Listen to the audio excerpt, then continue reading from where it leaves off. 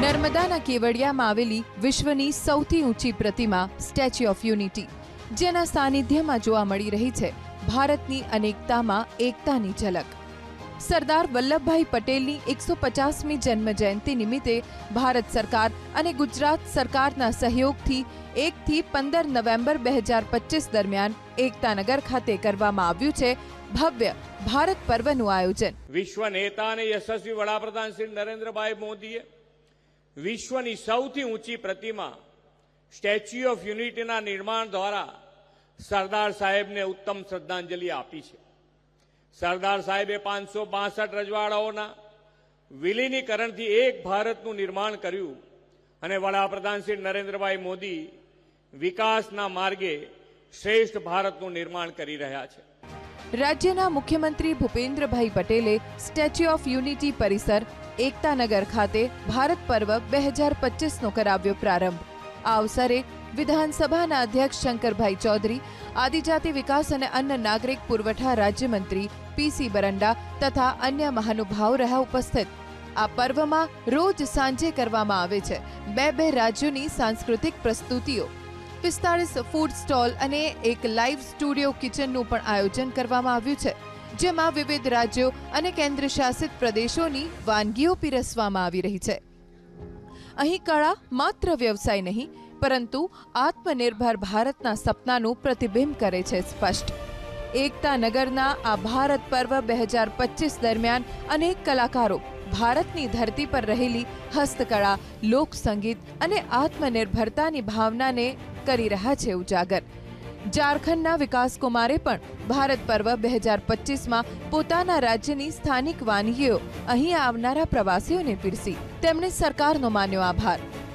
Street vendor जो अपने यहाँ पे फेमस है, उनमें से हम भी है सर चाय के लिए और झारखंड के फूड के लिए सर. तो हमारा दिल्ली में भी स्टॉल लगता है, झारखंड में भी लगता है, तो हम यहाँ पे अपने फूड को प्रमोट करने के लिए आए हैं. આ ઉપરાંત 55 હસ્તકળા અને હેન્ડલૂમ સ્ટોલ પણ ઊભા કરવામાં આવ્યા. અહીં ભારત દર્શન પેવેલિયનમાં વિવિધ રાજ્યોના પેવેલિયન બનાવવામાં આવ્યા છે, જેમાં તે રાજ્યોના પ્રસિદ્ધ પ્રવાસન સ્થળો અને સાંસ્કૃતિક વિશેષતાઓને દર્શાવવામાં આવી. આ ભારત પર્વ થકી 15 દિવસ સુધી એકતાનગરમાં સમગ્ર ભારત અને ભારતીય પરંપરાઓ પુનઃ જીવિત થવાનો પ્રયત્ન કરવામાં આવ્યો. વિકાસ ભી વિરાસત ભીની પ્રધાનમંત્રી નરેન્દ્રભાઈ મોદીની સંકલ્પના સાચા અર્થમાં પાર પડી રહી છે. પ્રધાનમંત્રી નરેન્દ્રભાઈ મોદીએ સ્ટેચ્યુ ઓફ યુનિટી અને એકતાનગર વિશ્વ કક્ષાનું પ્રવાસન કેન્દ્ર બને તે માટેનું વિઝન આપ્યું. અહીં વિવિધ રાજ્યો દ્વારા ઊભા કરાયેલા ફૂડ સ્ટોલ ભારત દેશ વિવિધતામાં એકતા ધરાવતો દેશ છે. અહીંની ખાણીપીણીમાં પણ વિવિધતા જોવા મળે છે. આ બધી જ વિવિધતાને એક સ્થળે લાવીને તેનો સ્વાદ માણવાનો અવસર એકતાનગર ખાતે મળ્યો. इस पर्व में देश के सभी राज्यों से प्रस्तुतियों में भाग लिया है, जिसमें से हमने भी भाग लिया है और हमें ये गर्व महसूस हो रहा है और हम यहाँ पे नरेंद्र मोदी जी को, आदरणीय हमारे प्रधानमंत्री जी को बहुत बहुत धन्यवाद देते हैं.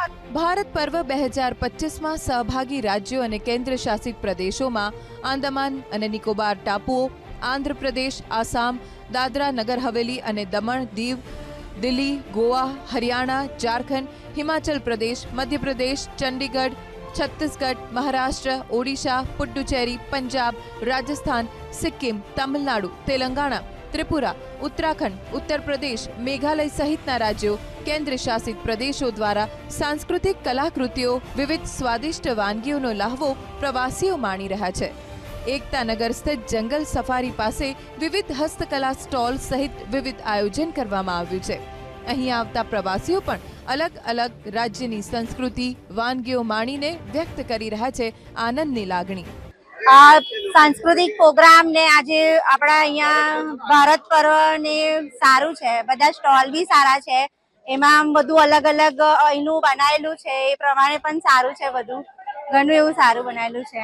પ્રવાસન મંત્રાલય અને રાજ્યના પ્રવાસન વિભાગ તથા યુવક સેવા અને સાંસ્કૃતિક પ્રવૃત્તિઓ વિભાગના સંયુક્ત ઉપક્રમે સરદાર સાહેબની 150મી જન્મ જયંતિ નિમિત્તે ભારત પર્વ પહેલીવાર એકતાનગર ખાતે યોજાઈ રહ્યો છે, જેમાં ગુજરાત જ નહીં દેશ અને વિદેશમાંથી પણ લોકો આવી રહ્યા છે, જેના થકી વિશ્વ ફલક પર ગુજરાતનું નામ થઈ રહ્યું છે રોશન.